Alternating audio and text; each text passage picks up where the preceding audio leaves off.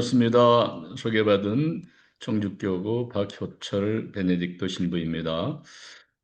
네, 현 지역에서 함께하신 모든 분들 반갑고 감사하고 사랑합니다. 한국은 벌써 10월 13일 오전 9시네요. 108년 전 오늘 파티마에서 1917년 5월 13일부터 10월 13일까지 6차례 히아친타 프란치스코 루시아세 어린아이에게 발현하셨던 소위 파티마의 기적, 파티마에서 성모님이 발현하신 것을 기억하고 마지막 6번째 날의 10월 13일은 오늘처럼 비가 추적추적 내리고 다 땅이 젖고 사람이 젖어 있었는데 루시아가 하늘을 향해서 하늘을 보라 그랬을 때 태양의 소위 말하는 태양의 기적이 일어났던 날이기도 합니다. 대개 한 소문을 듣고 7만 명의 사람들이 신자와 비신자 포함한 7만 명의 사람들이 이리아 언덕에 모여서 성모님께서 약속하신 표징을 기다리고 있었는데 갑자기 태양이 뱅글뱅글 돌고 지구를 향해서 쏟아져 내렸다. 여러 가지 색깔로 변했다. 사람마다 다 체험이 달랐는데 어쨌든 밤새 내렸던 비가 멈추고 그 뭡니까 젖었던 땅이 다 뽀송뽀송 마르고 수많은 치유의 기적이 일어나서 교회는 1930년 벌써 그 파티마를 기적이라고 이렇게 인준하고 수많은 사람들이 파티마에 이렇게 순례도 하고 지금도 진행 중이죠. 그래서 오늘 마침 파티마 성모님께서 태양의 기적을 일으킨 이날 여러분과 함께 이분이 내 어머니시다라는 예수님의 십자가서 요한복음 19장 27절의 말씀을 통해서 이 시대에 왜 성모님이 중요하고 성모님을 엄마로 모시고 성모 신심이 중요한지를 함께 나누고 싶습니다. 먼저 오늘 1972년 5월 8일 날 이태리는 고삐, 스테파노 고삐라는 신부님에게 성모님이 내적 메시지를 주셔서 마리아 사제 운동을 시작하라라는 강력한 메시지를 듣고 또 마리아 사제 운동을 시작한 날이기도 합니다. 혹시 여러분이 이 책자를 보신 적이 있을 거예요. 성모님께서 지극히 사랑하시는 당신 아들 사제들에게라는 그 스테파노 고삐 신부님에게 성모님이 주신 메시지를 모은 메시지 전집인데 그래서 파란 책이라 그래서 블루북이라고도 일컬어지기도 합니다. 1975년부터 성모님 메시지를 93년까지 받으신 건데 그 중에서 한 그 메시지를 읽고 이렇게 얘기를 풀어가고 싶습니다. 1992년 10월 13일 스테파노 고피 신부님에게 주신 메시지를 좀 먼저 읽어드리고 얘기를 풀어나갑시다.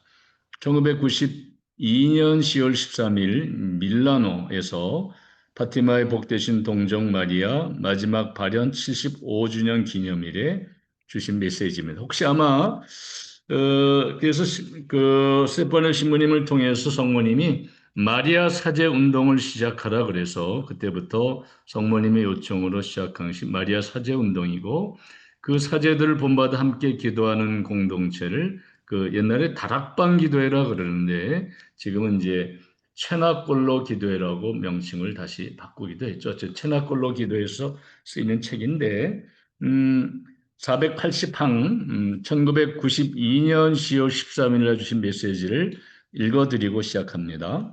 눈을 들어 하늘을 보아라.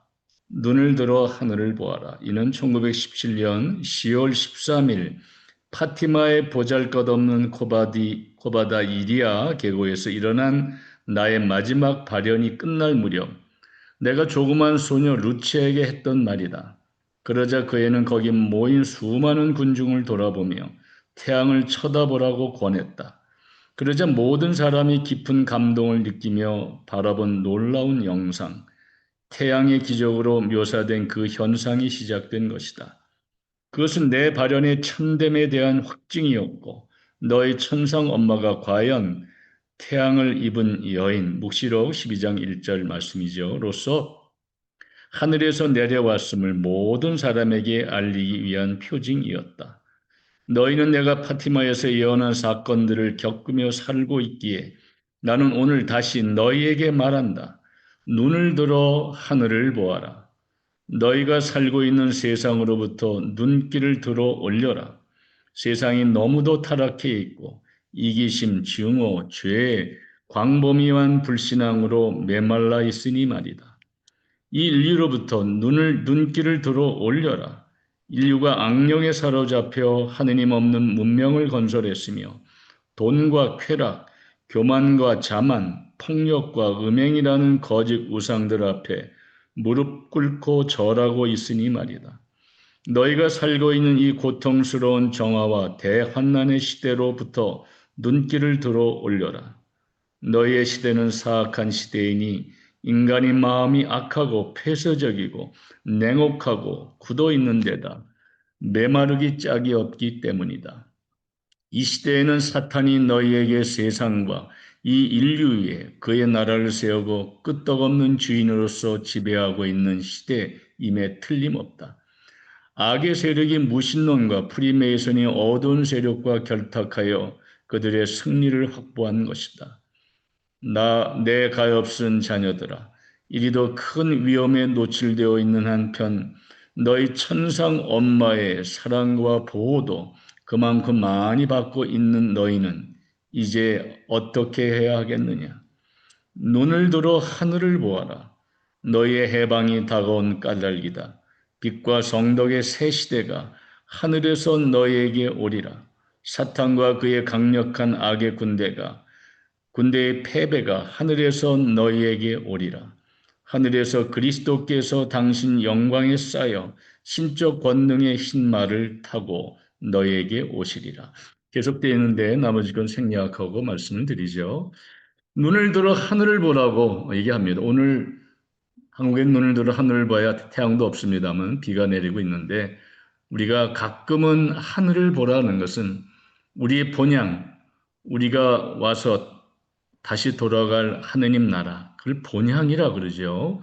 옛날 교리문답의 1항에서는 사람이 무엇을 위하여 세상에 태어났느냐 이렇게 가르쳤으며 사람이 천주를 알아 공경하고 자기 영혼을 구령받기 위하여 태어났느니라 라고 가르쳤죠.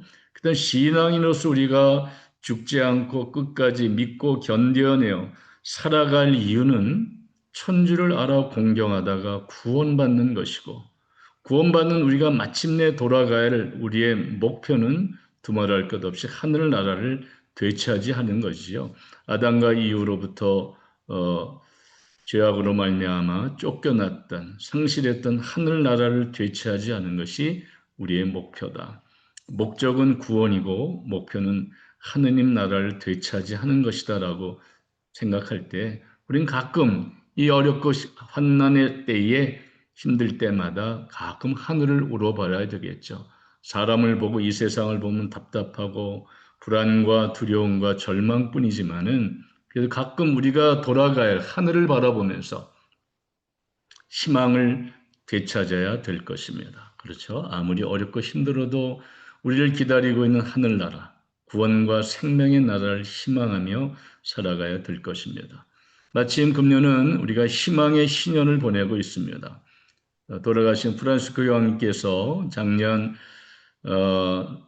예수승천 대축일 날 신년을 선포하시면서 로마서 5장 5절의 말씀을 선정하셨죠. 희망은 우리를 부끄럽게 하지 않습니다. 그리고 그 부제는 희망의 순례자들이라는 부제를 갖고 있습니다. 그리스도교 신앙의 기본이 희망의 종교이죠. 어떤 시련과 환난이 닥쳐도 절망하거나 포기하지 말아라. 우리가 되돌아갈 하늘나라가 우리를 기다리고 있다. 그러니 가끔 하늘을 우러러보라. 세상을 바라보지만 말고 그 너머에 있는 하느님의 자비와 사랑을 우러러볼 때 비로소 희망과 위로가 우리에게 되살아날 줄 믿습니다. 여러분도 이민자의 아픈 고단한 삶을 살아갈 때 눈을 들어 하늘을 봅시다. 하늘을 본다는 것은 다른 말로 표현하면은 어떤 물리적인 공간도 되겠지만은 예수님께서는 하늘나라는 너희 가운데 있다. 하늘을 보라는 것은 내 마음을 살피라는 뜻도 되겠죠. 내 마음의 밭을 뒤돌아봐라. 내가 왜 불안하고, 내가 왜 걱정되고, 왜 근심이 있고, 외롭고, 또 시기 질투하고, 미움과 분노가 가득 차 있는지, 내 내면, 내 마음을 바라보라. 마음에 무슨 이유로 내가 불안해하고 두려워하는가? 마음의 밭에 하느님을 품어야 되겠죠. 우리가 한국에서는 여러분은 추석 명절을 어떻게 지낸지 모르지만은 옛 시인들은 더도 말고 덜도 말고 한가위만 같아라. 한가위 보름달 안에서 1년에 베풀어진 은덕에 감사드리고 감사의 제사를 지내고 함께 만나서 기쁨을 나눴는데 달만 쳐다볼 것이 아니라 달을 창조하신 하느님을 바라보고 달을 쳐다보는 것이 아니라 그 보름달을 우리 마음에 간직하고 살아야 되겠죠. 달이라는 것은 아시는 것처럼 스스로 빛을 발하는 발광체는 아니고 태양빛을 받아서 지구 반대쪽의 어둠을 밝혀주는 반사체죠. 우리가 하느님의 은혜와 축복을 받아서 그 은혜와 축복의 달을 마음에 품고 받은 만큼 이웃에게 전하고 빛을 비추어주는 빛의 사도들이 되라는 뜻이기도 할 겁니다. 어쨌든 우리 마음에 여러분 보름달을 품으십시오. 그리고 그 마음에 하늘을 품으십시오. 그럼 우리에게 비로소 새로운 위로와 기쁨과 평화가 되살아나지 않을까. 하늘을 품자. 그리고 하늘을 바라보자. 내 마음을 좀 깊이 들여보는 나날들이 되셨으면 좋겠습니다. 오늘 메시지의 마지막 부분이 우리에게 위로와 희망을 주시는데요. 이렇게 환난과 어둠이 판을 치는 세상이지만 그러나 두려워하지 말라고 그 11항에 보면은 이렇게 성모님이 말씀하십니다. 내게 봉헌한 사랑하는 아들들아, 그러니 눈을 들어 하늘을 보아라. 내 성자 예수께서 빛나는 구름을 타고 당신 영광의 광채에 쌓여 너희에게 오시어 사랑과 성덕과 정의와 평화의 당신 왕국을 너희 가운데 세우실 테니 말이다. 그러므로 눈을 들어 하늘을 바라보고 희망을 가지라는 거죠. 성모님이 이렇게 말씀하고 계십니다. 내 티 없는 성심은 반드시 승리할 날이 온다. 승리할 날이 다가왔다. 내 티 없는 성심 안에서 온 인류가 하나가 될 것이다. 그 날을 우리가 희망 가운데 기다리고 있는 거죠. 어쨌든 우리가 오늘 메시지를 함께 읽으면서 시작을 했습니다. 자, 그러면은 먼저 기본적으로 예수님께서 왜 당신의 어머니를 나의 어머니로 교회의 어머니로 짝지어 주셨을까를 얘기하기 전에 먼저 우리가 잘 알고 있지만 다시 짚고 넘어갈 것이 있죠. 교회가 성모님께 대한 믿을교리로 선포한 것이 네 가지가 있습니다. 잘 알고 계시면 다시 한번 짚고 넘어가고 왜 중요한지를 살펴볼까요? 첫째, 가장 오래된 성모님께 대한 믿을교리가 성모님은 천주의 모친이시다. 하느님의 어머니다라는 것을 믿을교리로 선포하셨는데 잘 아시는 것처럼 431년 에페소 공의회를 통해서 교회가 갑론을박 끝에 성모님은 천주의 모친이시다라고 믿을교리로 선포하셨죠. 그래서 천주의 모친 복되신 동정 마리아 대축일을 우리는 매년 1월 1일 날 지내고 있습니다. 왜 성모님께 천주의 모친이라는 칭호를 드리게 됐냐면은 초대교회에 예수님의 신성을 부인하고 인성만을 강조하는 소위 말하는 단성론이라는 이단이 퍼져나갔을 때 교회가 무슨 소리냐? 우리가 믿는 예수님은 참 하느님이시여 동시에 참 사람이시다. 신성과 인성을 함께 갖고 계신 분이시다. 예수님의 신원 때문에 따라서 인간 예수를 낳은 성모 마리아는 하느님이신 예수님을 낳으신 분이기에 천주의 모친이란 칭호를 드려 마땅하다라고 라는 뜻으로 예수님의 신원 때문에 성모님에게 천주의 모친이라는 믿을 교리를 선포하게 되는 거죠. 두 번째는 성모님은 평생 동정녀이시다. 예수님을 잉태하기 전이나 후나 또 예수님을 낳으신 후에도 하느님의 특별한 은혜로 동정성을 잃지 않으셨다라는 것이 교회의 가르침입니다. 초대교회부터 신자들이 믿어오는 이것을 553년 제2차 콘스탄티노플 공의회를 통해서 성모님은 평생 동정녀이시다, 평생 동정이시다라는 것을 믿을 교리로 선포합니다. 세 번째는 1854년 비오 10세 교황이 선포한 성모님은 원죄에 물들지 않고 잉태되셨다. 소위 말하는 성모님의 무염시 잉태를 믿을 교리로 선포합니다. 1854년. 놀랍게도 4년 뒤인 1858년 누르드에서 벨라데타라는 소녀에게 나타나셔서 성모님이 당신은 원죄 없이 잉태된 분이라는 사실을 인정하게 됩니다. 교회가 믿을 교리로 선포한 것을 성모님이 친히 나는 원죄 없이 잉태된 모란다라는 표현을 쓰심으로써 확인한 기적이라 할 수 있겠죠. 1854년에 성모님은 원죄 없이 잉태되셨다. 학자들은 그렇다면은 이렇게 표현했죠. 예수님을 통하지 않은 누구도 구원받을 수 없는데 어떻게 성모님이 원죄에 물들지 않고 잉태되셨나? 그랬을 때 학자들이 이렇게 표현을 했습니다.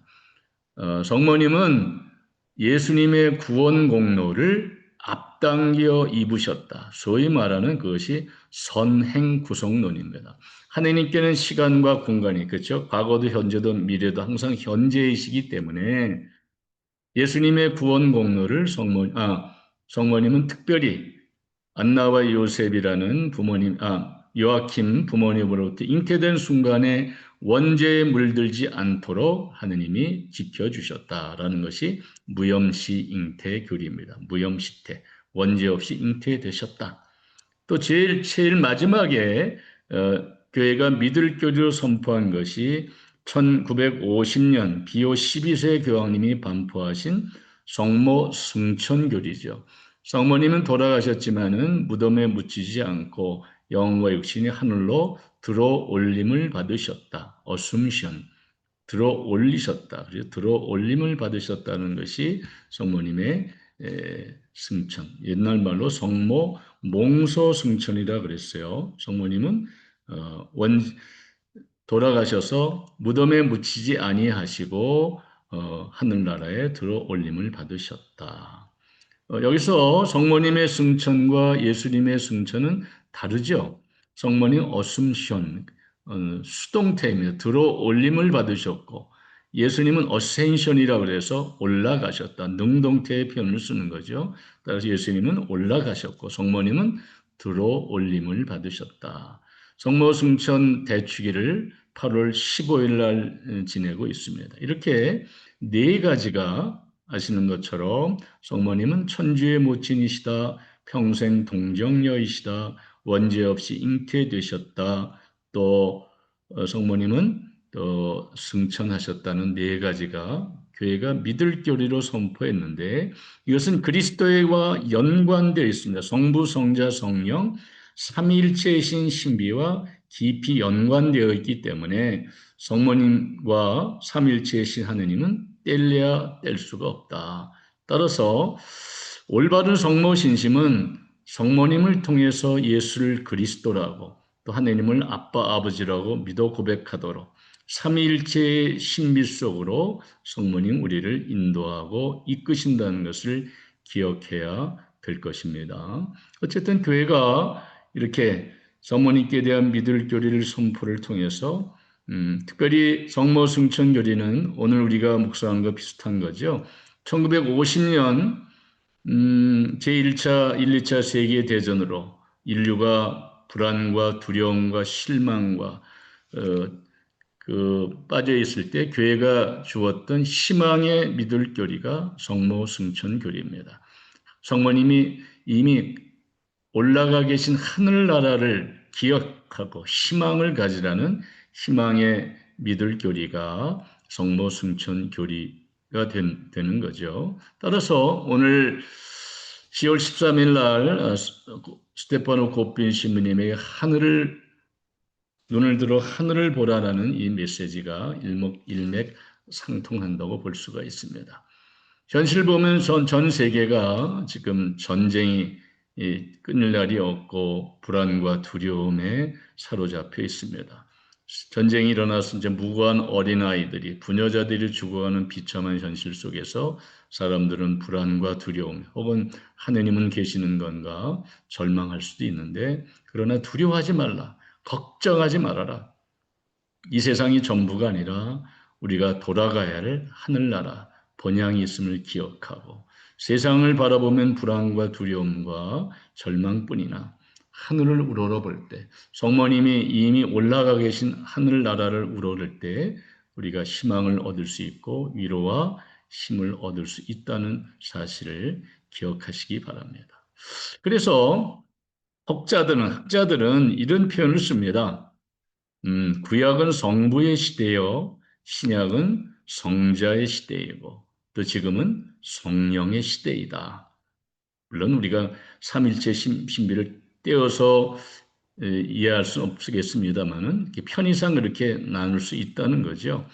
그렇다면 지금은 성령의 시대인 지금은 성령 강림을 통해서 형성된 교회의 시대이다. 교회란 공동체의 시대이고, 교회의 시대는 다른 말로 교회의 어머니이신 마리아의 시대다라고 얘기하는 사람도 있습니다. 성부, 성자, 성령을 이렇게 나누지만은 성령의 시대인 지금은 성령을 통해서 형성된 교회의 시대이고, 교회의 시대는 다른 말로 교회의 어머니이신 마리아의 시대를 우리가 살아가고 있다라고 얘기하는 사람도 있습니다. 돌아가신 프란시스코 교황님도 몇 년 전에, 그래서 아마 성령 강림 대축일이 끝나는 다음 그 월요일을 교회의 어머니신 복되신 동정 마리아 축일로 선포하셨습니다. 교회의 어머니신 복되신 동정 마리아 축일로 선포하셨다.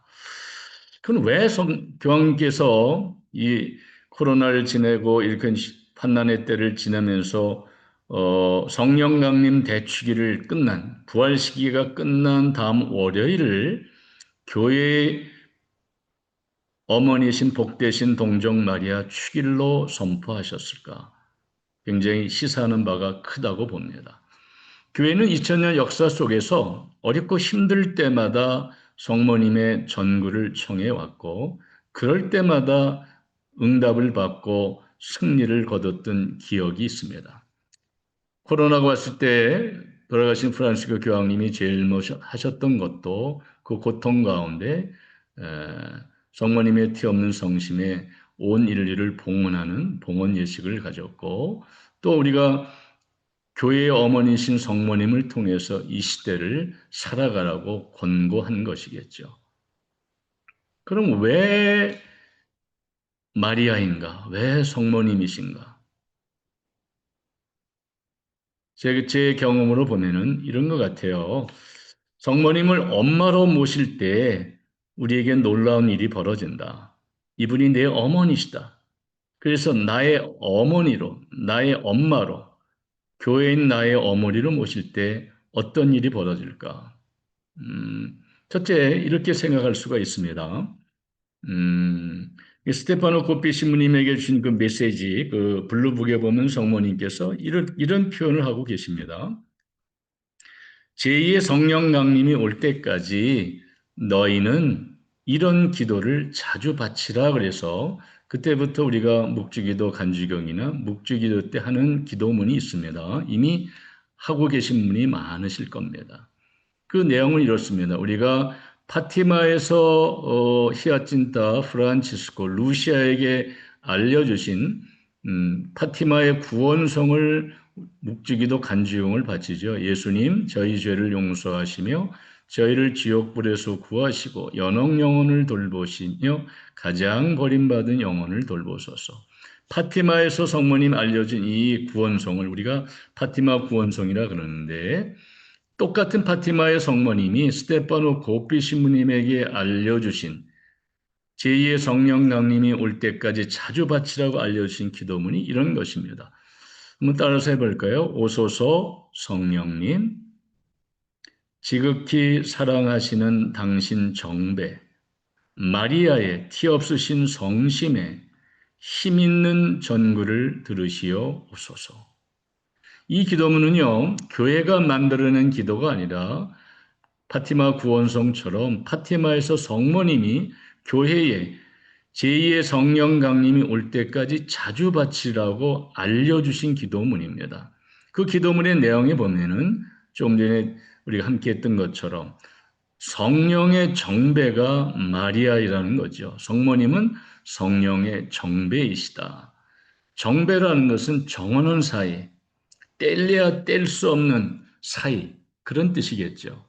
그렇다면은 성모님을 엄마라고 모시고 고백하는 순간에 당연히 성모님의 정배이신 성령 하느님이 우리를 찾아오게 돼 있다. 성모님을 엄마로 모시는 순간에 성령 하느님을 온몸으로 품게 되는 거죠. 왜? 성령과 성모님은 둘이 아니라 하나이고 정배이시기 때문에 그렇습니다. 그렇다면은 성모님을 엄마로 모시고 성령과 하나가 되면은 성령께서 우리에게 하시는 일은 다른 것이 아니죠. 예수를 그리스도라고 믿어 고백하게 합니다. 예수님이 나의 그리스도이십니다. 나의 길이요 진리요 생명이십니다. 성령 우리를 예수 그리스도께로 인도하시고 예수님은 또다시 우리를 자비로우신 아버지께로 우리를 인도하십니다. 나는 너희를 더 이상 종이라 부르지 않겠다. 나는 너희를 벗이라 부르겠다. 성모님도 이 몸은 주님의 종입니다라고 고백을 했는데 주님의 종, 라틴 말로 세르부스 도민입니다. 세르부스 도미니. 주님의 종이라고 번역했는데 사실은 세르부스라는 단어는 종이란 뜻보다는 노예란 뜻에 가깝다 그래요. 노예. 종하면 조금 여유가 있을 수 있지만 노예란 단어는 우리 안에 아무 자유도 권한도 없다는 거죠. 죽으려면 죽임을 당할 수밖에 없는 비천한 처지가 노예, 세르부스 종입니다. 노예만도 못한 피조물인 우리를 예수님께서 오셔서 놀랍게도 얘들아 나는 너희를 더 이상 종이라 부르지 않겠다. 너희는 나의 벗이다. 그래서 나와 함께 하느님을 아빠, 아버지라고 믿어 고백하라고 알려주시죠. 이것이 성모님을 통해 성모님을 엄마로 모셨을 때 오는 은총의 통로가 아닐까. 그래서 일찍이 몽포레 루도비코 마리아 성인은 이런 표현을 썼습니다. 그래서 성모님을 통해서 하늘나라로 가는 그 길은 가장 완전하고 안전하고 확실한 지름길이다. 하느님을 아빠 아버지로 부르 우리가 아까 말씀드렸던 우리 삶의 목적은 구원에 있고 우리의 목표가 하늘나라라면은 목적과 목표에 이르는 가장 완전하고 안전하고 확실한 지름길이 마리아이다. 성모님을 엄마로 모시는 거다라고 이해할 수 있겠습니다. 그렇지 않습니까? 그래서 이 시대에 우리가 다시 성모님을 엄마라고 모시면 좋겠다. 나의 엄마. 하느님은 이렇게 볼 수가 있겠죠. 하느님은 아빠, 아버지이신데 동시에 하느님은 엄마이기도 하죠. 엄마. 하느님의 모성애를 더 따뜻하고 자상한 하느님의 모성적인 하느님을 우리는 성모님을 통해서 하느님의 모성애를 간접적으로 접근할 수가 있습니다. 그러니까 성모님을 엄마로 모신다는 것은 시대 얼마나 중요하지 않을까. 그래서 성모님을 엄마로 모시자. 근데 중요한 것은 사도행 요한복음 19장 27절에 그래요. 이분이 내 어머니시다. 그래서 그때부터 제자들은 마리아를 자기 집에 모셨다라고 성경은 증언하고 있습니다. 이거 중요하죠. 마리아를 자기 집에 모셨다. 제가 신자들을 방문해 보면은 한국의 천주교 신자들처럼 또 성모 신심이 그 출중한 예, 어떻게 보면 좀 광적이라고 표현할 정도로 한국의 신자들은 성모 신심이 대단한데 세계 어디 내놔도 부끄럽지 않은 성모 신심이 있는 민족이 한국 신자들이에요. 이 가정 방문은 그래서 성모님이 안방에도 건너방에도 부엌에도 또 때로는 뭐 화장실에까지 성모상은 가정집마다 여러 성모상을 모시는 집을 보게 됩니다. 근데 안타까운 것은 뭐냐면은 성모상은 모시고 있는데 성모님을 모시는 사람은 많지 않다. 성모상만 모시고 있지 성모님을 모시고 성모님과 함께하는 사람이 많지 않은 것이 우리의 문제가 아닐까라는 생각이 들어요. 성모님, 성모님이 들리는 말에 의하면은 세계 한 600여 군데에서 성모님이 발현되고 있다고 주장하고 있습니다. 물론 교회가 그것이 기적이다 아니다라고 판명한 것은 많지 않은데 어쨌든 성모님이 도처에 나타나셔서 우리에게 요청하는 것은 그것입니다. 얘들아, 나는 하느님의 뜻을 실현하기 위하여 너희의 도움이 필요하단다. 라고 눈물로 호소하고 계시고 어떤 메시지에서는 이렇게 표현하고 있습니다. 얘들아, 내 눈에서 눈물을 좀 닦아다오. 성모님이 피눈물을 흘리면서 우리 인류를 위해서 전고하시고 대신 기도하고 있음을 우리가 기억하고 그 성모님의 눈에서 눈물을 닦아드리고 피눈물을 닦아드리는 성모님의 자녀들이 되면 얼마나 좋을까. 성모상이 아니라 성모님을 모시는 우리가 됐으면 좋겠습니다. 아시는 것처럼 그 파티마의 그 기적의 연장이 어떻게 보면 지금까지 계속되고 있는 1981년 6월 24일부터 지금까지 매일 발현되고 있는 메주고리의 성모님의 역할이라고 볼 수가 있습니다. 1981년부터 6월 24일부터 지금까지 44년 동안 매일 발현하고 계십니다. 저도 성모님을 어머니로 모신 다음부터 성모님 자꾸 메주고리로 부르셔서 여러 차례 신자들과 함께 메주고리를 순례해왔고 또 조만간에 또 한 번 가게 될 겁니다. 잠깐 광고 시간을 드린다면은 11월 6일 날 메주고리 가서 한 9박 10일 동안 하고 올 텐데 혹시 미주 지역 신자들만 모시고 지금 갈 예정입니다. 자리가 있는지 모르겠는데 미주 지역 매일 미사 보시면은 아니어스 자매가 여러분을 초대합니다. 그래서 혹시 문의하셔서 11월 6일부터 저와 함께 메주고리 만났으면 더 기쁘리라 생각이 됩니다. 근데 메주고리 성모님의 그 메시지, 파티마의 메시지의 연장이라고 볼 수 있는 메주고리 성모님의 메시지의 핵심은요, 대개 5가지로 이렇게 요약할 수가 있는데, 소년 다윗이 그 블레셋 장수 골리앗을 쳐이기 위해서 5개의 죄악들을 주소서, 그 중에 한 개의 돌멩이로 죄악들로 골리앗을 쳐 이기는데 성모님도 우리에게 5가지 무기를 우리에게 주셨습니다. 그 첫 번째가 그 파티마에서도 메시지는 뭡니까? 너희가 기도하고 회개하고 보속하지 않으면은 소련은 엄청난 그 공산당이 되고 고통이 온 세계에 전쟁이 일어날 것이다. 나와 함께 기도하자라고 요청했는데 오늘날까지 그 기도는 유효하겠죠. 파티마의 메시지는 108년 전에 끝난 것이 아니라 지금도 진행형입니다. 그렇지 않습니까? 러시아의 회개를 위해서, 세계 평화를 위해서 성모님과 함께 기도해야 되겠는데, 처음에는 기도입니다. 44년 동안 성모님께서 우리에게 그 6명의 증인들에게 매일 나타나셨는데, 특별히 지금도 매월 25일이 되면은 전 교회를 향한 특별 메시지를 주고 계십니다. 근데 44년 동안 성모님이 가장 많이 하셨던 말씀이, 특별히 메주거리에서 하신 말씀은 너희가 평화를 원하느냐? 그렇다면 기도하고 기도하고 또 기도하여라. Prayer, prayer, prayer. 기도하고 기도하고 또 기도하여라. 나는 평화에 모으란다. 나와 함께 기도하자. 라고 기도에 대해서 44년 동안 아주 뭐라 그럴까 귀에 못이 박히도록 기도하라는 말씀을 가장 많이 말씀하셨어요. 왜 그럴까요? 왜 그렇게 마치 부모님이 자식들에게 잔소리하듯이 반복적으로 기도하라고 우리에게 요청하고 있을까요?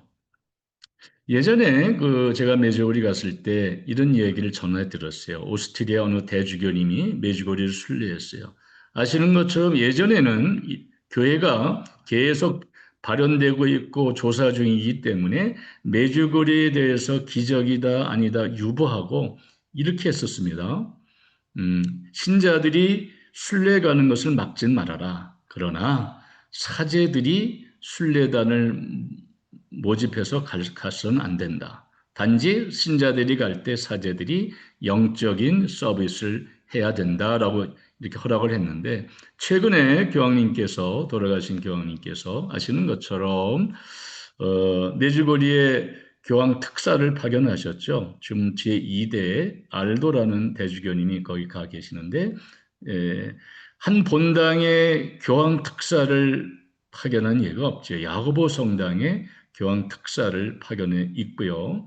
최근에 교회의 공식적인 가르침이 이겁니다. 그동안 메주고리에서 있었던 일들을 교회가 면밀히 조사한 끝에 내린 결론이 그것이 기적이다 아니다라는 판단을 유보하고 닐 옵스tat, 메주고리에서 일어나고 있는 현상들이 교회의 가르침과 틀리지 않다. 따라서 그 메시지를 읽고 묵상하고 전하고 메주고리를 순례해도 된다라고 뭐반 이상은 이제 교회가 인준한 거죠. 앞으로는 아마 그 현상들을 기적이다 아니다라고 분별하기보다 아마 이런 식으로 교회가 분별해 내지 않을까 생각이 됩니다만 어쨌든 교회의 가르침과 오류에 물들지 않고 교회의 가르침과 반하지 않는다고 교회가 이렇게 선포한 거죠. 따라서 우리가 내주거리에 더 적극적으로 가고 그 메시지에 귀를 기울이고 성모님을 통해서 하느님의 뜻이 무엇인가를 귀담아 듣고 아버지 뜻에 맞는 귀한 삶을 살아가도록 노력해야 될 터인데 어쨌든 메주거리에서 성모님이 주신 첫 번째 기적은 기도의 무기입니다. 기도하여라. 예전에 파티마에서 성모님은 이렇게 말씀하셨죠. 얘들아, 너희들이 매일 바치는 묵주기도 15단은 원자폭탄과 같은 위력이 있단다 그랬어요. 그래서 기본이 하루에 묵주기도 15단을 바치면 됐는데 돌아가신 요한마로 2세 교황님이 묵주기도 빛의 신비를 추가하시면서 기본 요금을 조금 올려놓으셨죠. 묵주기도는 기본이 20단은 하면 좋겠다라는 얘기죠. 그래서 환희의 신비, 빛의 신비, 고통의 신비, 영광의 신비를 하루에 적어도 20단 이상 봉헌하면 좋겠다라는 생각을 하게 됩니다. 어쨌든 이 시대에 다시 묵주를 손에 잡아야 되는데 그래서 아이들에게 핸드폰을 쥐어주지 말고 묵주를 쥐어주고 기도하는 법을 가르치라고 호소하고 있습니다. 아시는 것처럼 여러분도 아마 신앙생활 하면서 묵주기도를 통해서 많은 은혜와 하느님의 현존을 또 성모님의 현존을 이렇게 경험하셨을 거예요. 묵주기도는 아시는 것처럼 소리내서 하는 염경기도이면서 동시에 예수님의 일생을 묵상하는 묵상기도요 관상기도이기 때문에 묵주기도는 굉장히 중요한 기도 중에 하나입니다. 따라서 묵주를 다시 손에 들자. 그래서 묵주의 기도를 더 하자. 최근에 제가 신자들과 함께 묵주의 기도 100단 기도도 해봤고 그것도 뭐죠? 하루에 한 200단을 바쳐보자. 묵주의 기도 200단도 한번 바쳐보고 그랬는데 어쨌든 신자들과 함께 묵주기도 100단, 200단은 물론 100단, 200단 하기는 좀 빨리 하는 수밖에 없으면 빨리빨리 해야 되니까 빠른 시일 내야 되니까 어쨌든 그렇게 해보니까요 무식하게 사람이 무식하면 용감하다고 기도를 하루에 묵주기도를 100단, 200단 바치고 나면은 하루에 50단, 60단, 70단은 쉬워집니다. 그리고 묵주기도의 은혜를 깊이 체험할 수 있을 겁니다. 여러분도 이 묵주기도 성월이 지나기 전에 한번 도전해 보십시오. 아침 일찍 일어나서 목욕재개를 하고 옷을 깨끗이 갈아입고 성모상에 촛불을 밝혀들고 한번 묵주기도 100단을 한번 도전해 보시고 100단이 되면 한번 하루에 200단을 도전해 보시기 바랍니다. 그런 묵주기도의 은혜를 깊이 체험할 수 있을 거예요. 한번 이렇게 질보다는 양이니까 양적인 기도를 체험하게 되면은 묵주기도가 왜 중요하고 왜 은혜로운지를 경험하게 되리라 이렇게 저는 믿습니다. 여러분도 한번 도전해 보시기 바랍니다. 최근에 교황 레오 14세도 묵주기도 성원을 맞이하면서 세계 평화를 위해서 함께 기도하자고 호소하고 있습니다. 어제 우리가 토요일 11일 날 로마 시간으로 저녁 6시에 함께 기도하자고 교황님이 요청했는데 우리도 함께 우리 12일 날 어제죠. 어제 새벽 1시가 되더라고요. 로마의 10월 11일 오후 6시는 한국이 12일 날 새벽 1시였습니다. 그래서 깨어서 교황님과 함께 평화를 위해서 세계 평화를 위해서 함께 기도했는데 어쨌든 묵주기도 성월에 더 많은 평화를 위해서 우리가 교황님과 함께 묵주를 손에 들고 기도하자, 기도를 하자. 근데 우리가 해서 아시는 것처럼 묵주기도 한다는 건 쉽지가 않습니다. 쉬우면서도 어렵죠.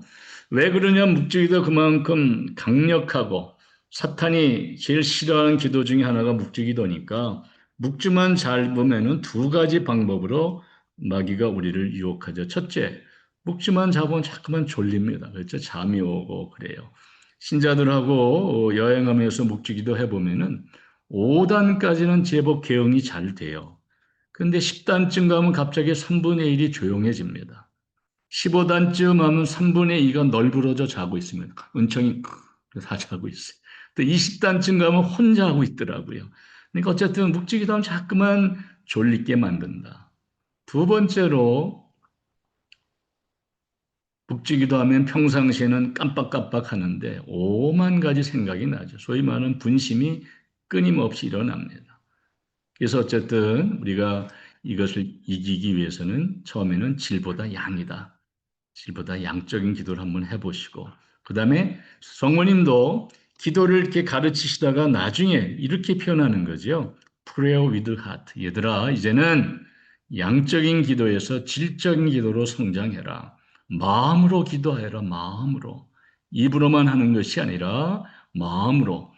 묵주기도는 예수님의 신비를 깊이 묵상하면서 함께해야 더 은혜롭습니다. 입으로만 하는 것이 아니라 마음으로 하는 기도를 배워 익혀야 되겠다라는 생각이 들어요. 그래서 양적인 기도에서 점점 질적 기도 성장하게 되면은 묵주기도 100단, 200단 했던 것이 의미가 없어지고 한 단을 하더라도 깊이 있게 예수님의 그 순환의 일생에 깊이 잠기면서 소리내서 하는 염경기도이며 예수님의 일생을 관상하는 관상기도로 성장의 감을 느낄 수가 있습니다. 그래서 제가 자꾸만 기도가 힘들다, 기도가 안 된다는 신자들에게 이렇게 강조합니다. 여러분도 한번 따라서 하면 좋겠어요. 기도는 되는 것이 아니라 하는 것이다. 기도는 되지 않습니다. 절대로 마귀가 우리가 기도하도록 세상이 우리를 기도하도록 우리가 하느님께 가는데 장애되는 세 가지 장애가 삼구와의 전쟁이라 그랬죠. 세속과 육신과 마귀는 우리가 기도하고 완덕으로 가는데 하늘나라를 향하는데 장애되는 요소이다. 세속주의는 자꾸만 적당히 살라 그러고 인본주의의 삶, 하느님이 어디 있느냐? 인본주의의 삶으로 우리를 이끌고 있고요. 어쨌든 세속주의, 그 다음에 몸뚱이 자꾸만 편안함만을 추구하게 됐고, 그렇죠? 악마는 끊임없이 우리를 유혹하고 있습니다. 거기에 이기기 위한 것은 결국은 기도는 되는 것이 아니라 하는 것이다. 어떻게 보면 죽기 살기로 해야 된다. 어떤 모습으로든지 어떤 방법으로든지 그가 기도하지 않을 때 그 신앙은 죽은 것이고 이미 죽어가고 있는 것이다. 그러니 다시 묵주를 손에 드시고 먼저 기도하십시다. 기본이 하루에 20단, 그것도 부족하고 100단, 200단까지 도전해서 묵주기의 깊은 맛을 알게 되면은 묵주기도가 얼마나 우리에게 이 시대에 중요한지를 알게 될 것입니다. 그렇지 않습니까? 아이를 제가 낳아보지는 않았는데 아이들이 엄마를 향해서 엄마 엄마라고 방긋이 웃기만 해도 엄마는 행복해지겠죠. 할머니 할아버지에게 손자 손녀가 그냥 엄마 아버지 할머니만 이름만 불러도 할머니 할아버지는 그저 행복에 겨워합니다.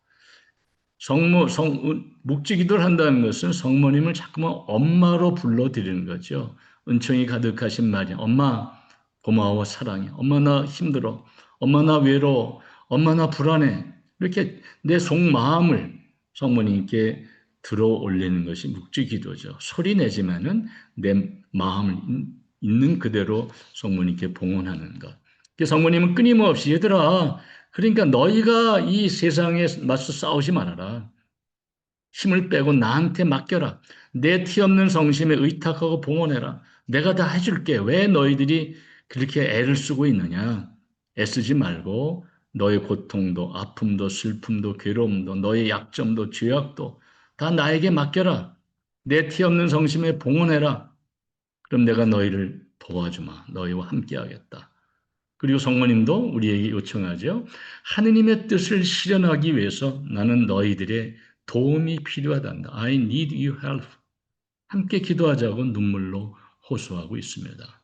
사랑하는 형제 자매 여러분, 우리가 이 묵주기도 성월에 다시 한번 묵주를 손에 꼭 쥐고 언제 어디서나 성모님과 동행하는 여러분이 되셨으면 좋겠습니다. 기도에 대한 얘기만 해도 하루 종일 끝나지 않을 것 같고 어쨌든 성모님과 함께 이 시대에 기도하자. 평화를 원하느냐? 평화는 세계의 평화도 중요하고 여러분의 미국의 평화도 또 가정의 평화도 내 마음의 평화도 중요하죠. 그 참 평화. 요한복음 14장 27절에 예수님이 나는 너에게 평화를 주고 간다. 근데 이 평화는 세상이 주는 평화는 다르다 그랬어요. 레오 14세 교황님도 교황으로 피선되자마자 발코니에 나오셔서 했던 일성이 평화가 너희와 함께 부활하신 주님께서 두려움에 사로잡혀서 문을 닫아 걸고 있던 그곳에 부활하신 주님이 했던 일성도 평화가 너희와 함께였는데 교황 레오 14세 교황님 일성도 부활하신 주님의 평화가 너희와 함께 이 시대의 중요한 가치 중인 평화를 기원해 주셨습니다. 교황님과 함께 우리가 평화를 위해서 평화의 모신 성모님께 봉헌하고 의탁하니 이 시대에 중요하겠다. 우리의 힘만으로는 세속과 육신과 마귀의 싸움터에서 승리하여 온전한 평화를 누리기는 어려우니 성모님의 티 없는 성심에 봉헌하고 성모님을 자꾸만 성모상이 아니라 성모님을 엄마로 모시고 시도 때도 없이 엄마를 부를 수 있는 기쁠 때나 슬플 때나 엄마라고 불러드리는 우리가 되면 좋겠다는 생각이 듭니다. 두 번째는 성모님 강조하신 것은 한 달에 한 번씩 고해성사를 봐라. monthly confession. 이 시대에 제가 이게 특별히 이제 교포들을 만나보면 안타까운 것이 상황이 그렇겠습니다만은 고해성사를 너무 안 보고 있어요. 6개월에 몇 년에 한 번씩 고해성사 본다는 신자들을 많이 만납니다. 고해성사, 특별히 고해성사가 얼마나 은총의 성사인지를 깨달으면 좋겠고 좀 잘 준비해서 성사를 보되 습관적으로 보지 말고 성모님의 요청은 거지. 얘들아 한 달에 한 번씩 고해성사 보되 그 고해성사가 너의 일생의 마지막인 것처럼 보라는 거지. 이 고해성사가 내 일생의 마지막이란 우리가 이렇게 쉽게 아무 준비도 없이 그냥 습관적으로 성사를 보지는 않을 겁니다. 물론 우리가 이렇게 습관적으로 고해성사를 봐도 하느님의 자비로 죄 사함은 받아요. 문제는 뭐냐면 죄 사함은 받는데 삶이 변화되거나 우리 믿음이 성장하긴 어려워. 그런 식으로 고해성사 봐서는 믿음이 성장하기 어렵습니다.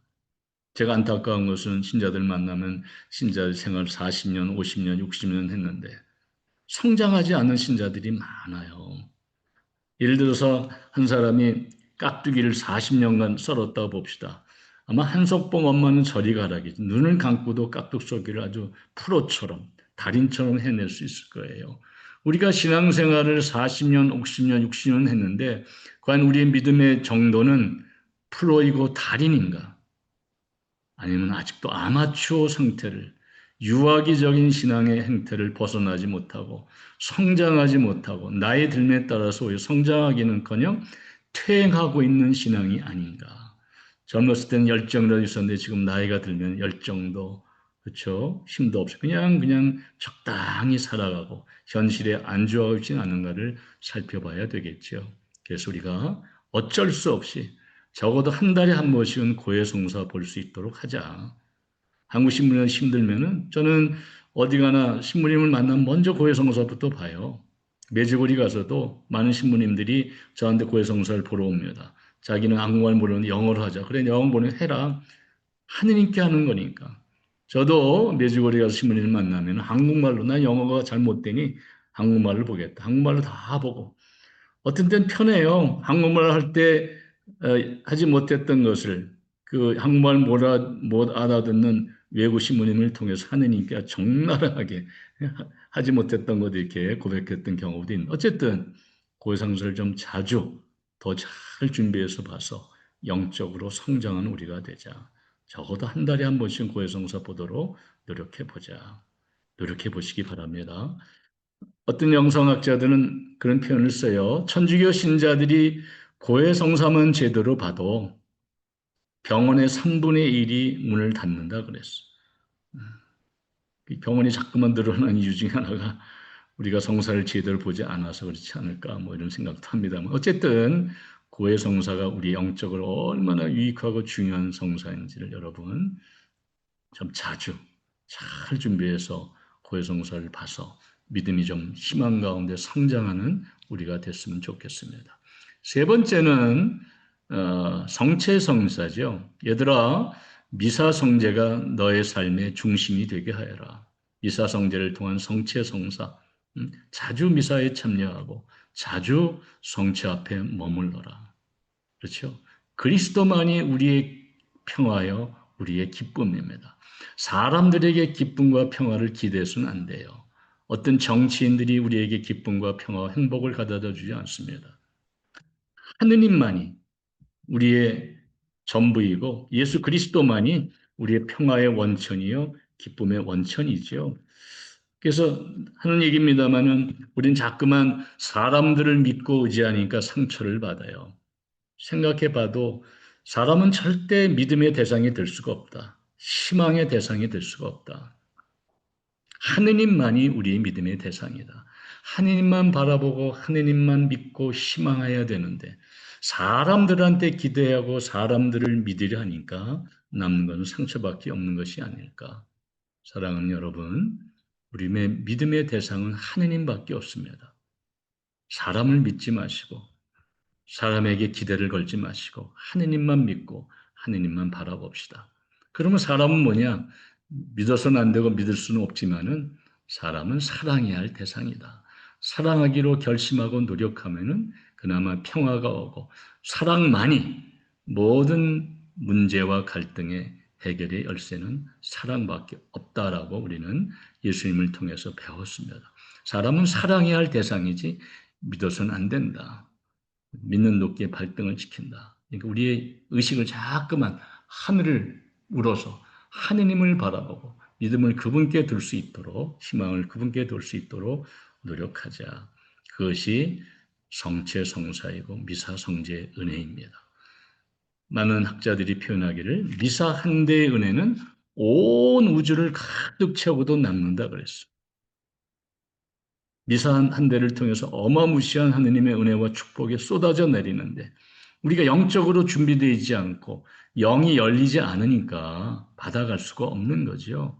오늘 밖에 좀 가을비가 많이 한국에 내리고 있는데 비가 내려도 항아리, 그 장독대 항아리의 뚜껑을 열어놔야 빗물이 고이는데 항아리 뚜껑을 덮어놓으면 아무리 비바람이 몰아쳐도 항아리 안에 문을 담을 수 없는 것처럼 우리도 기도 안에서 성사 안에서 영이 하느님께로 열려 있지 않으면 주시는 은혜와 축복을 받아 누리기는 어려울 것이다. 그러니까 고해성사와 성체성사, 기도생활 얼마나 중요한가. 네 번째는 이거예요. 성모님이 특별히 이 말씀을 하실 때는 눈물을 흘리면서 말씀하셨다 그래요. 얘들아, 너희가 하느님 말씀인 성경을 잃어버렸구나 라는 표현을 씁니다. 물론 요즘엔 천주교 신자들도 많이 성경을 읽고 또 통독도 하고 필사도 하고 예전보다는 나아졌는데 그래도 아직도 부족함을 느낍니다. 제가 팬데믹 시대에 너무 마음이 아파서 시작한 성경 통독반이 있어요. 줌으로 성경 통독을 시작했는데 하루에 1시간씩 읽으니까 3시간, 4달, 3달 반 정도 되니까 창세기부터 묵시록까지 한 번 읽게 되더라고요. 그래서 성경 통독을 제가 운영을 했었는데 다행히도 몇몇 봉사자들이 최근에 한 그룹은 매월 한국 시간 매일 새벽 5시에 성경 통독을 하는데 16번 읽고 17번째 지금 통독을 시작했다고 그래서 아주 기뻐서 엊그제 새벽에 들어가서 제가 축복을 줬는데 음, 그 통독반을 시작은 제가 얘기했던 그거였죠. 성경 통독을 일단 10번 통독을 목표로 하자. 적어도 신구약을 10번 정도 통독을 해야 뭔가 말씀에 이게 영이 열리고 물리가 튀어요. 구약과 신의 한 가지로 탁 관통하는 느낌을 받게 됩니다. 그래서 10번 정도 통독한 다음에 말씀에 대한 궁금증과 갈급함이 그때부터 정식으로 성경 공부를 시작해라. 성경 공부반이 또 줌으로 또 만나서 하는데 그 성경 공부반도 은혜롭게 진행돼 가고 있습니다.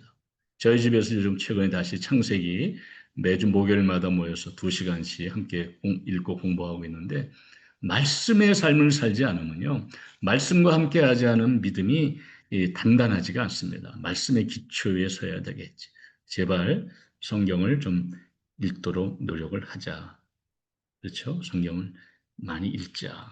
읽는 것이 중요하다. 소리 내서 읽는 것이 중요하다라고 늘 강요하고 있는데 어쨌든 성경을 좀 많이 읽읍시다. 소리 내서 읽고 묵상하고 만나서 나누고 또 이 궁금함 함께 모여서 공부도 하고 말씀 안에 살아가는 우리가 됐으면 좋겠습니다. 무엇이 하나 기중하지 않겠습니까? 마지막 5번째가 그것이었습니다. 음, 수요일과 금요일은 빵과 물로만 단식하여라. 단식을 강조하고 계시거든요. 좀 절대적인 삶을 살라는 거죠. 제 뒤에 보면 원래 응접실에 큰 TV가 걸렸던 자리인데 성모님의 메시지를 읽고 제가 TV를 쳐버렸어요. 텔레비전을 트니까 멍청하게 텔레비전 안에서 하루 종일 보내고 있어요. 채널이 많으니까 채널 돌리면서 2~3시간씩 텔레비 앞에 있더라고요. 텔레비를 치워버렸습니다. 그 뒤에다가 자비의 순상 그 자리에 딱 모셔놨더니 테레비가 없으니까 기도하게 되고 테레비가 없으니까 성경 읽게 되더라고요. 그래서 좀 TV를 좀 절제하자. TV 좀 아예 안 보면 더 좋겠죠. 그래서 제가 거의 없앤 지가 이쪽으로 이사 와서 한 7개월 정도 됐는데요. 테레비 안 봐도 살겠더라고요. 예전에 테레비 안 보면 심심해서 뭐 하나 그랬는데 테레비 없애도 심심할 시간이 없어. 더 바빠요. 여러분도 TV 좀 그만 보자. 또 인터넷. 또 문제는 뭐지? 이놈의 핸드폰. 응? 핸드폰, 뭐 유튜브. 좋은 것도 있지만 어쨌든 매스미디어가 좋은 영향도 있지만은 나쁜 영향도 있으니 좀 절제하자. 절제하자. 꼭 단식이라는 것은 영적인 단식도 의미해요. 육체적인 단식도 중요하지만은 좀 덜 보고, 덜 말하고, 덜 싸돌아다니고, 뭐 이렇게 좀 침묵 가운데 하느님께로 향하는 시간을 가지라는 뜻이겠죠. 어쨌든 이런 5개의 조약들이 매주구리 성모님을 통해서 주신 메시지의 핵심입니다. 기도, 그 다음에 고해성사, 성체성사, 말씀, 그 다음에 단식. 이 5가지가 세속과 육신과 마귀의 승과의 전쟁에서 이기고 승리할 수 있는 강력한 무기라는 사실을 기억하시기 바랍니다. 다윗은 골리앗을 쳐버릴 때 하나로 이겼지만 지금은 마귀도 아주 성장하고 고도화되어 있기 때문에 한 가지 돌멩이 갖고는 안 돼. 5가지가 다 중요합니다. 그렇지 않습니까? 우리가 하늘의 씨앗이 땅에 떨어져서 꽃을 피워 열매를 맺을 때까지 필요한 요소가 많이 있겠죠. 햇빛, 물, 영양소, 또 뭡니까? 또 김도 맺어야 되고 버팀목도 있어. 무엇보다도 기르는 농부의 땀과 피와 땀과 노력이 있어야 되겠지만은 근데 그 여러 가지 다섯 가지 요소 중에서 한 가지만 부족해도 튼실한 열매를 맺을 수 없는 것처럼 기도와 고해성사, 성체성사, 그다음에 말씀, 단식 그중 한 가지만 소홀히 해도 우리의 믿음이 올바로 열매 맺긴 어렵다. 내가 지금 신앙생활은 기쁨과 자유가 없는 사람들은 무엇이 소홀해서 내가 말씀만 성경만 읽고 있는 것은 아닌가? 기도가 중요해서 기도만 하고 있는 것은 아닌가?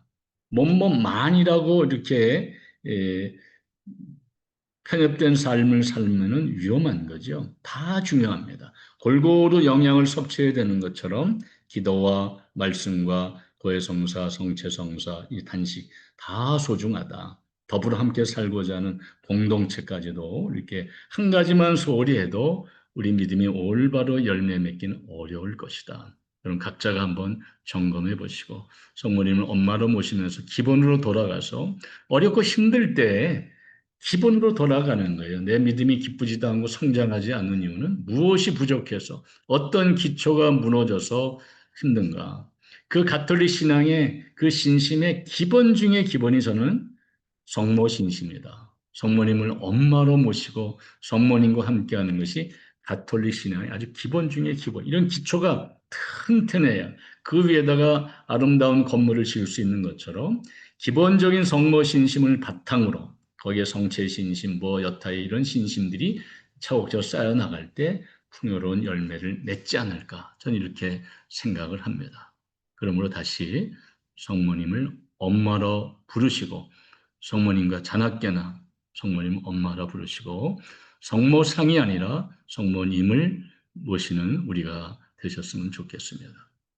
제가 벌써 신부된 지 44년이 지났고요. 4년 전에 은퇴해서 이제 행복한 삶을 살아가고 있는데 제 사제 생활에는 많은 굴곡이 있었습니다. 특별히 1997년 9월 중순쯤에부터 슬럼프가 왔어요. 아주 심각한 슬럼프, 우울증, 뭐 여러 가지 모든 것을 이루고 난 다음에 왔던 어떤 우울증과 공허함이었는데 그래서 너무 힘드니까 기도를 해도 뭐 내가 없고 미사를 그래서 고민하다가 너무 고통스러우니까 뭐 삶의 의미가 없어지는 거죠. 갑자기 불안해지고 아무 것이 의미가 없을 때. 그래서 제일 먼저 도망갈 수 있는 게 술이었습니다. 그래서 매일 술독에 빠져서 알코올 중독자다시피 매일 술독에 빠져서 눈물로 울부짖었습니다. 뭐 저 때문에 신자들이 많이 고통도 당했지. 너무 술 많이 먹어서. 그래서 그때는 우리가 농담 삼아서 주님께서 여러분과 함께 또한 안주와 함께 잔을 더 높이 목구멍을 향하여 마땅하고 오시면서 매일 술주자 주님과 함께 그 고통과 어려움의 순간을 이겨서 발버둥을 쳤는데 너무 힘들었습니다. 그러니까 막 죽고만 싶어지는 거죠. 아무 의미가 없으니까. 죽여달라고, 주님 죽여달라고, 차라리 죽여달라고, 뭐, 이렇게 몸부림치며 울부짖었는데, 어디서도 위로를 찾을 수가 없었어요. 주교님한테 가자니. 그렇고, 동료 사제 자존심 상하죠. 그래서 하루는 그날도 만취가 돼갖고, 만취가 돼서, 9월부터 시작된 거의 뭐 서너 달까지 계속됐는데 갈 곳이 없는 거예요. 술이 취해서 사자관에 들어오던 문득 어느 날 나도 모르게 성당으로 향했습니다. 아무도 없는 감신들만 깜빡거리고 있는 성체 앞으로 저를 불러주셨겠죠. 제가 인도한 간 것이 아니라.